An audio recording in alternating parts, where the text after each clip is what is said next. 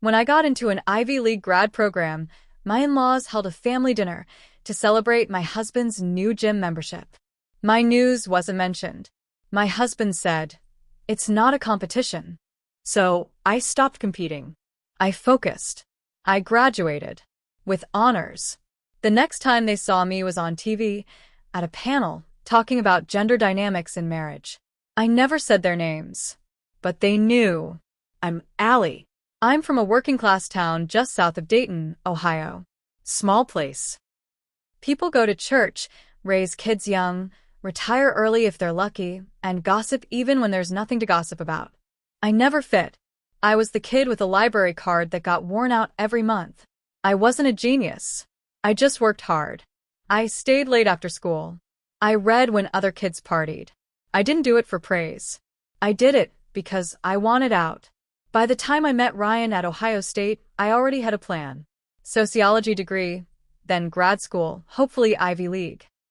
Ryan was funny, good-looking, confident in that small-town star kind of way. He played intramurals, drank light beer, voted for whoever his dad liked. We had almost nothing in common except he acted like he really liked how driven I was. He used to call me his scholar. He told his friends I was the smartest person he'd ever met. That used to mean something to me. After college, we got married. Moved into a duplex in Beaver Creek. He got a decent job doing sales for an HVAC company. I worked in nonprofit admin and studied for the GRE at night. For 2 years, I applied to grad schools. Waitlisted. Rejected. 1 year I didn't even apply because we couldn't afford the fees. But I kept trying. Then I got the email. Congratulations. You've been admitted to Columbia University's Graduate School of Arts and Sciences. I dropped my coffee. Literally. I had to reread it 6 times. I was in our tiny kitchen, in sweatpants, with chicken defrosting on the counter. I called my mom. She cried. Ryan? He didn't even look up from his phone. Oh, that's cool, he said. Is that in New York? I thought he was joking.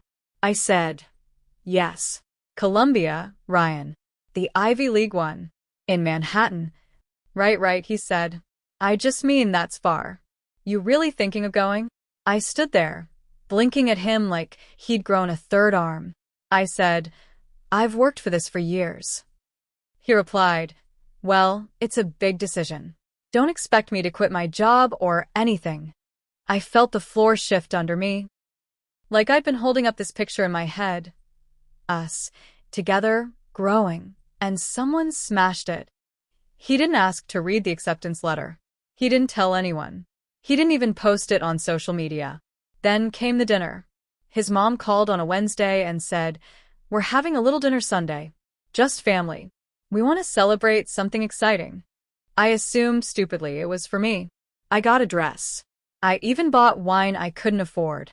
Sunday came. We walked into their house. His mom was all smiles. His dad hugged him. His sister had even made a banner. Way to go, Ryan. I stared at it, confused. I thought maybe they were joking. Then she said, we're so proud of you, Ryan. Joining the gym is such a great step. I thought I misheard. She went on. It takes real courage to commit to your health. They all cheered. Someone brought out a protein cake. His dad made a joke about creatine. I sat there, silent. Ryan didn't mention my news. Neither did I. Eventually, I said it myself. I got into Columbia. Grad school. His mom blinked. Oh, how nice. But would you even want to live in New York? His sister said, is that even a good program? Ryan laughed and said, it's not a competition, babe. I excused myself. I sat in their bathroom and stared at myself in the mirror. My mascara was fine. My heart wasn't. That night, back home, I packed a suitcase. Not everything, just enough. A few clothes. My laptop. The acceptance letter printed out. I told Ryan I was going to New York. He said I was being dramatic. I left the next morning. No screaming. No fight. I just left. New York was hard. Columbia was brutal. The program was full of people whose parents paid for apartments and internships. I cleaned office buildings at night and tutored undergrads on weekends. I barely slept, but I thrived. And in May, I walked across that stage in my cap and gown, honors cord swinging. 2 months later, a professor I admired asked me to join a panel about marriage and gender. It was being filmed for a public TV affiliate, broadcast in several Midwest markets. I said yes. I told the whole story. Names changed. No town mentioned. No dates. But I looked right into the camera and said, sometimes the people who claim to love you will act like your success is a threat. Sometimes they'll celebrate mediocrity in others before they'll admit you've done something great. And that's when you stop explaining. You stop asking for recognition. You just go. And you win. That panel aired in Ohio 3 weeks later. The next day, Ryan's sister messaged me. Wow. Guess we finally got the memo. Loud and clear. I didn't reply. After the panel aired, something strange happened. I started getting messages. Not just from Ryan's sister, but from old classmates, co-workers, even people I barely remembered from back in Dayton. Some were kind. Some were awkward. Saw you on TV. You've really gone places. So are you divorced now, or just separated? Can't believe you just left. That took guts. Then Ryan emailed me. The subject line was blank. The message just said, guess you finally got what you wanted. Hope it was worth it. I stared at it for a while. I didn't answer. Not right away. A week later, I got a call from my mom. She was tight-lipped, clearly uncomfortable. Allie, she said. Ryan's mom came to my store. She said you humiliated their family. That you twisted the story. She said you made Ryan look like a fool on purpose. I felt my hands go cold. My mom said she didn't engage. She just walked away. But the damage was done. Word traveled fast in a place like ours. That week, I got tagged in a Facebook post by someone I hadn't seen since high school. It said, funny how some folks get fancy degrees and forget where they came from. Airing your marriage problems on TV ain't classy. It's just sad. I didn't respond. Again. But the messages kept coming. One night, I got a voicemail from Ryan's dad. He never liked me much. Always thought I was too intense. His voice on the recording was bitter, almost shaky. You really think you're better than all of us now? Just because you're on a screen? Newsflash, people around here still remember who you really are. That hit me harder than I expected. I knew what they were doing. They were trying to make me small again. Bring me back down. Make me second guess. I almost let them. Almost. Then one of my Columbia classmates, a woman named Tanya, invited me to speak at a conference in Chicago. It was a big deal. Corporate sponsors. National coverage. The topic? Recognition and power. Why women stop waiting for permission. I accepted. The night before the panel, I went out for a quiet dinner with Tanya. She'd become one of my closest friends, one of the few people who knew everything. She asked, do you think you ever really loved him? I didn't know how to answer. After a long silence, I said, I think I loved who I thought he could be. She nodded like she understood that in her bones. The next day, I took the stage in Chicago. This time, I didn't hold back. I didn't just talk about my ex or his family. I talked about every woman I'd met who was told, you're too much, stay quiet, let him shine. When I walked off stage, there were people waiting to shake my hand. Strangers. One woman had tears in her eyes. You said everything I couldn't say in my divorce, she told me. Later that night, back in my hotel room, I got another message. This time from someone I hadn't heard from since high school. I saw your speech. You didn't forget where you came from. You just outgrew it. Good for you. I stared at that for a long time. The tide was shifting. But the storm wasn't over. I thought that panel in Chicago would be the last word. I was wrong. 3 weeks later, I got a certified letter at my apartment in New York. At first, I thought it was junk mail. Then I saw the return address, a law office in Ohio. I opened it. It was a formal notice. Ryan was filing for divorce. Fine. We were already separated. But then I read the rest. He was demanding spousal support.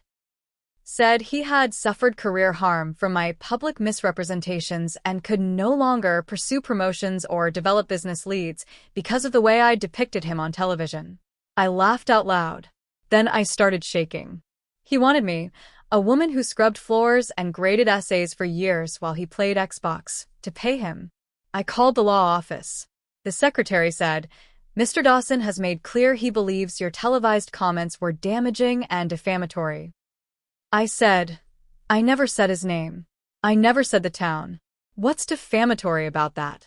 She just said, "I recommend speaking to your own attorney." So I did. Turns out Ohio law makes things messy, especially with no formal separation, no prenup, and an argument that public comments impacted livelihood. I had to lawyer up. Thousands of dollars later, we were in mediation. Ryan showed up in a wrinkled suit, looking tired and thinner than I remembered. He didn't say a word to me. His lawyer did all the talking. They pushed hard, claimed emotional distress, career harm, said he was a respected community member until my campaign of public embarrassment. When it was my turn, my lawyer handed over a binder. Inside, social media posts where Ryan mocked my studies, screenshots of texts where he said I was just looking for attention, a sworn statement from my old landlord confirming I left quietly, with no financial support from him, a spreadsheet of every expense I covered alone in New York. I sat across from him, calm, as his lawyer's face turned red. Then Ryan finally spoke. "You didn't have to humiliate me." I looked him dead in the eye. "I begged you to see me. You didn't. Now you do." We settled. He got nothing. No spousal support. No public apology. Nothing. But the damage had been done to him and to me. Because after that, the whispers in Dayton got louder. My mom stopped going to her book club. One of my old teachers unfriended me on Facebook. I heard someone spray-painted "Fame Whore" on a billboard with my picture on it from a local college's alumni ad campaign. It didn't stop me. I kept speaking, kept writing, started my own podcast about power dynamics in relationships. Then one night, I got a message I never expected. From Ryan's mom. "We watched your podcast episode. I didn't understand before, but I think I do now. I'm sorry. For the dinner. For everything. We failed you." I didn't know what to say. Part of me wanted to throw it away, delete it, pretend it never happened. But a deeper part of me knew this wasn't about them anymore. I'd won, but it didn't feel like triumph. It felt like closure, like air returning after a long breath held too long. A few months passed after Ryan's mom sent that message. I didn't answer her. Not because I was angry, not anymore, but because too much had happened. Words couldn't undo it. Instead, I focused on my work. The podcast grew faster than I imagined. I started getting booked as a keynote speaker.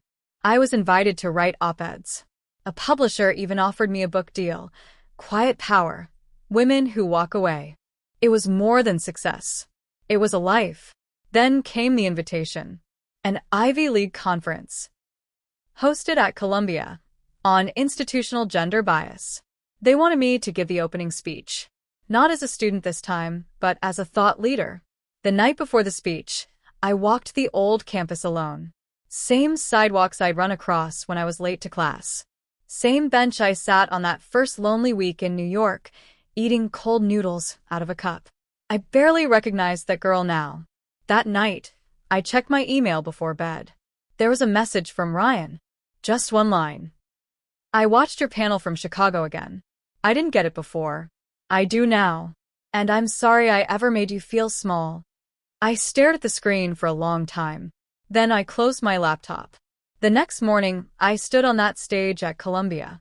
Spotlights hot on my skin. 100 faces looking up. I told my story again. But this time, I didn't flinch. I didn't leave out the betrayal, the family dinner, the silence, the lawsuit, the fallout. But I added something new. I said, "Revenge isn't always about rage. Sometimes it's about standing so tall they can't see past you. Sometimes it's about being unforgettable, even when they tried to erase you." There was a long silence when I finished. Then applause. Thunderous. Long. After the speech, a student came up to me. She was maybe 22. Shy, shaking a little. She said, "My boyfriend acts like my dreams are cute. Like they're optional." I thought that was normal. I said, "It's not." She cried. I hugged her. That was the moment I knew. The real revenge? It wasn't the speech, or the panel, or the book deal.